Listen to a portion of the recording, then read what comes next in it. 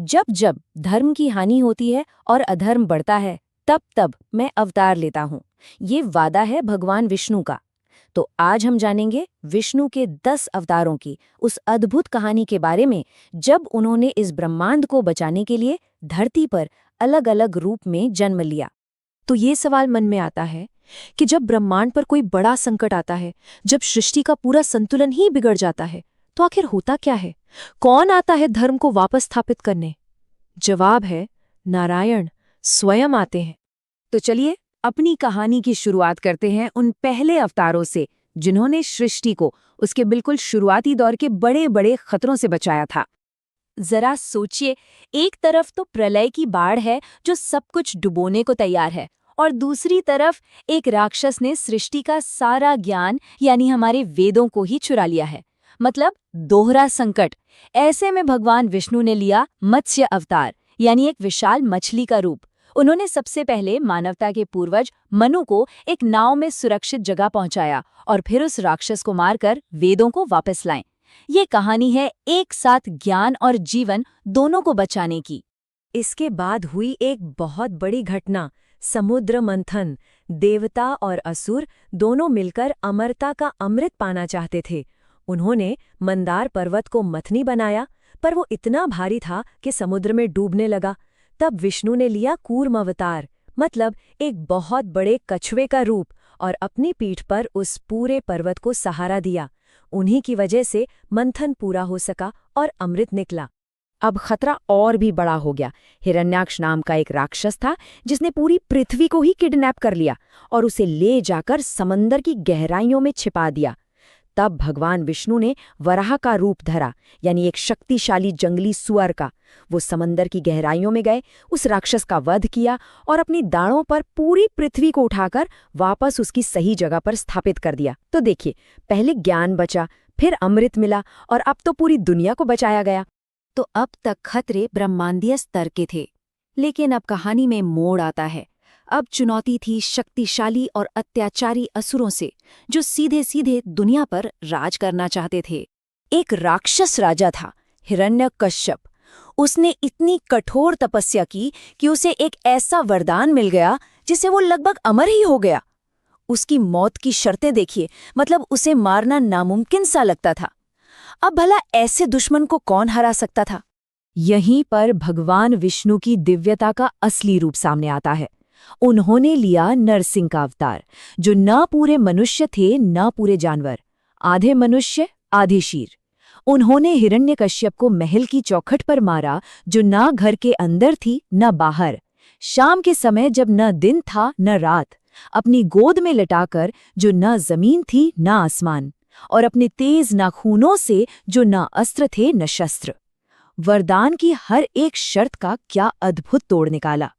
अगला अवतार और उनकी पूरी कहानी सिमटी है बस 3 कदमों में।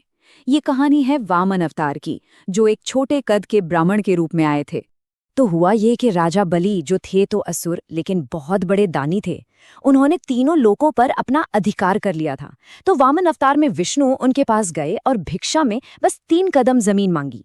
राजा बलि मान रहे, फिर वामन ने अपना रूप इतना विशाल किया कि पहले कदम में पूरी धरती नाप ली, दूसरे में पूरा स्वर्ग, अब तीसरे कदम के लिए तो जगह ही नहीं बची।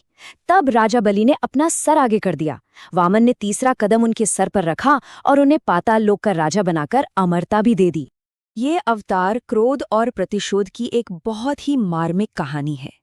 जब एक राजा ने परशुराम के पिता से उनकी दिव्य गाय कामधेनु जबरदस्ती छीन ली, तो परशुराम ने उस राजा का वध कर दिया। बदला लेने के लिए राजा के बेटों ने परशुराम के पिता की ही हत्या कर दी। इस घटना से परशुराम इतने क्रोधित हुए कि उन्होंने इस पृथ्वी को भ्रष्ट क्षत्रिय राजाओं से मुक्त करने की प्रतिज्ञा ले ली। अब हम बात करेंगे उन 2 अवतारों की जो हमारे महान महाकाव्यों के नायक हैं, यानी श्री राम और श्री कृष्ण। ये वो अवतार थे जो हम मनुष्यों के बीच रहें और धर्म और कर्तव्य के सबसे बड़े आदर्श बने।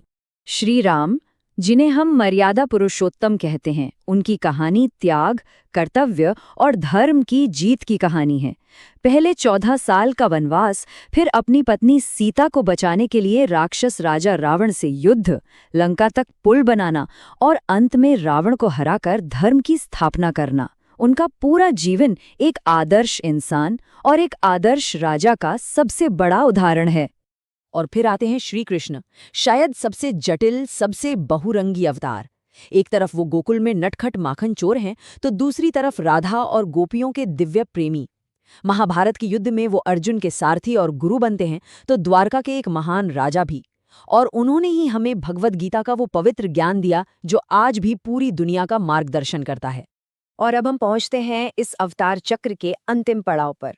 इसमें एक शिक्षक है जो दुनिया को एक नया रास्ता दिखाते हैं, और एक उम्मीद है जो भविष्य में आने वाली है। उनका जन्म एक राजकुमार के रूप में हुआ था, नाम था सिद्धार्थ। लेकिन जब उन्होंने दुनिया में दुख, बीमारी और मृत्यु को देखा तो अपना राजपाट सब त्याग दिया। सालों की साधना और ध्यान के बाद उन्हें ज्ञान प्राप्त हुआ और वो बुद्ध कहलाए। उन्होंने दुनिया को सांसारिक दुखों के चक्र से निकलने का एक नया मार्ग सिखाया। ऐसा माना जाता है कि हम अभी कलयुग में जी रहे हैं। ये एक ऐसा दौर है जहां पाप, भ्रष्टाचार और आध्यात्मिक अंधकार काफी बढ़ गया है। पौराणिक मान्यताओं के अनुसार जब ये युग अपने अंत पर होगा, तब कल्कि अवतार का आगमन होगा और वही एक नए स्वर्ण युग यानी सतयुग की शुरुआत करेंगे। भविष्यवाणियों में बताया गया है कि कल्कि एक सफेद घोड़े पर सवार होकर आएंगे। उनके हाथ में एक चमकती हुई तलवार होगी जिससे वो सारी बुराई का नाश करेंगे और धरती पर फिर से धर्म की स्थापना करेंगे। ये एक तरह से बुराई पर अच्छाई की अंतिम और निर्णायक जीत का प्रतीक है। तो इन 10 अवतारों का पूरा चक्र हमें आशा के बारे में, उम्मीद के बारे में क्या सिखाता है? शायद ये ही कि जब जब अंधकार अपनी हदें पार करता है, जब जब अधर्म बहुत बढ़ जाता है, तो ब्रह्मांड का संतुलन बनाए रखने के लिए और धर्म की स्थापना के लिए प्रकाश का एक नया रूप हमेशा जन्म लेता है। ये एक कभी न खत्म होने वाला चक्र है जो हमें याद दिलाता है कि उम्मीद हमेशा जिंदा रहती है।